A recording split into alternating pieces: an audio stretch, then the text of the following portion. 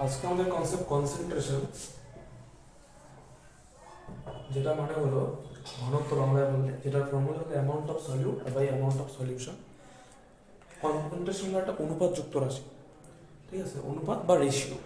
সব ইংলিশ লেখায় বাংলায় বলে দিচ্ছি, ঠিক আছে। তো অনুপাতযুক্ত রাশি বলতে আমরা যেটা বুঝি, আমি এখানে একটা পাত্রে জল নিলাম, জলের মধ্যে এখানে আমি দিলাম হলো 1 লিটার জল, এখানে আমি 2 চামচ চিনি মেশালাম, তাহলে আমার অনুপাতটা কত আসলো? 1:2। তাহলে প্রথমে জলটা ছিল, আর কিছু মেশানো হয়নি, এখন চিনি মেশানোর পরে জলের ঘনত্ব একটা পরিবর্তন আসলো, এটাই হলো কনসেন্ট্রেশন বা ঘনত্ব। তো আমি এখানে লিখতে পারি সলিউট মানে হলো, বাংলায় যদি লিখে দিই তাহলে দ্রাব্য, আর সলিউশন মানে হলো দ্রবণ। তার মানে চিনিটা মেশানোর ফলে আমার দ্রবণে দ্রাবের জন্য যে পরিবর্তনটা আসলো সেটাই আমাদের কনসেন্ট্রেশন। আমরা এখান থেকেই, আমরা এই ফর্মুলা থেকেই কনসেন্ট্রেশন সংজ্ঞা লিখতে পারি, যে দ্রবণে দ্রাবের জন্য যে পরিবর্তন আসে সেটাই হলো আমাদের কনসেন্ট্রেশন বা ঘনত্ব। তো এখানে আমি সলিউট মানে দ্রাব্য, যেটা কম অনুপাতে থাকে, যেটা পরিমাণ কম থাকে, সেটা হলো দ্রাব্য। হ্যাঁ, যদি তুমি ইংরেজিতে বলতে হয়, মনে রাখতে হয়, একটা হয় সলিউট মানে দ্রাব্য, আর একটা হয় সলভেন্ট বা দ্রাবক, ঠিক আছে। তো দ্রাব্য সবসময় কম পরিমাণেই থাকে, আর সলভেন্ট বা দ্রাবক সবসময় বেশি পরিমাণে থাকে। এখানে জলটা যে আছে, জলটা হলো আমাদের দ্রাবক আর বা সলভেন্ট, আর যে চিনিটা আমরা নিলাম ওটা হলো আমাদের দ্রাব্য বা সলিউট। তাহলে এখানে আমরা লিখতেই পারি যে আমি এখানে 1 লিটার জলে মাত্র 2 চামচ চিনি নিয়েছি। তাহলে জলের পরিমাণটা নিশ্চয়ই বেশি, অনুপাত হিসাবে কম হতে পারে, কিন্তু পরিমাণ হিসেবে যদি দেখা যায়, কোয়ান্টিটি অনুযায়ী দেখা যায়, তাহলে জলের পরিমাণটা বেশি চিনির চামচের তুলনায়। 1 চামচের বা আমি যদি হাত দিয়েও মিনিমাম এতটা পরিমাণ চিনি মেশাই, কথার কথা, তার থেকে আমার জলের পরিমাণ অনেক বেশি। তো এখানে আমি অ্যামাউন্ট অফ সলিউটের জায়গায় বা দ্রাবের পরিমাণের জায়গায় 2 আর নিচে 1 লিখতেই পারি। এটাই হলো আমার কনসেন্ট্রেশন অনুপাত। এরপরে আমরা যে টার্মটা পড়বো কনসেন্ট্রেশনের মধ্যে, একটা টার্ম রয়েছে গ্রাম পার লিটার, আর একটা টার্ম রয়েছে মোল পার লিটার। মোল পার লিটারটা মোলারিটির সাথে সম্পর্কযুক্ত। তো আমাদের নেক্সট যেটা আমরা কনসেন্ট্রেশন টার্ম বা ঘনত্বের পরিবর্তনের কথার মধ্যে পড়বো, সেটা হলো মোল। কথাটা মোলারিটির সাথে সম্পর্কযুক্ত কেন? একটা মোল কোথায় দেখো, আমি যদি বলি 1 মোল একটা সলিউশন, তাহলে 1 মোলটা আছে কোথায়? সলিউশনের মধ্যে। সলিউশনে একটা কি থাকে? আয়তন। ওই আয়তনের ইউনিট কি হয়? হয় লিটার হয় না এমএল হয়।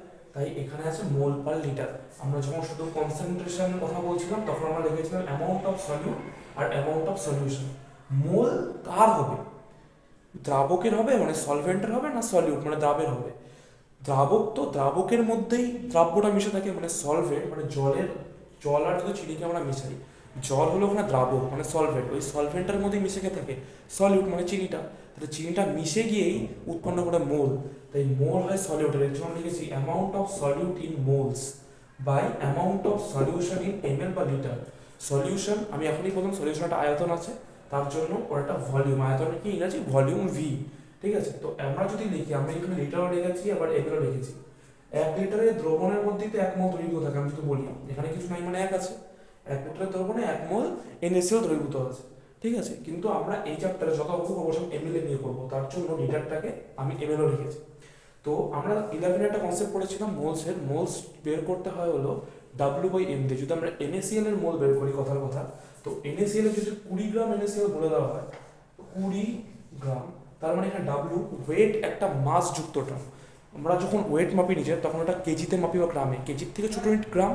তো তো ওটা তো মাসই বোঝাচ্ছে, তো ওটাই মানে হলো ডাব্লিউ, যেহেতু মাস যুক্ত টার্ম ওটাই হলো আমাদের ডাব্লিউ।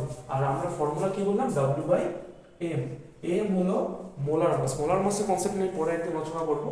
তো যদি আমরা NaCl এর মোল বের করি, ডাব্লিউ মানে 20 বাই NaCl হলো 23, সোডিয়ামের হয় 23 প্লাস 35.5 হয়, 35.5 হলো আমাদের ক্লোরিন। তো ওটা যোগ করে 20 দিয়ে যদি ডিভাইড করে দিই, তাহলে যেটা আসবে ওটাই আমার মোলস।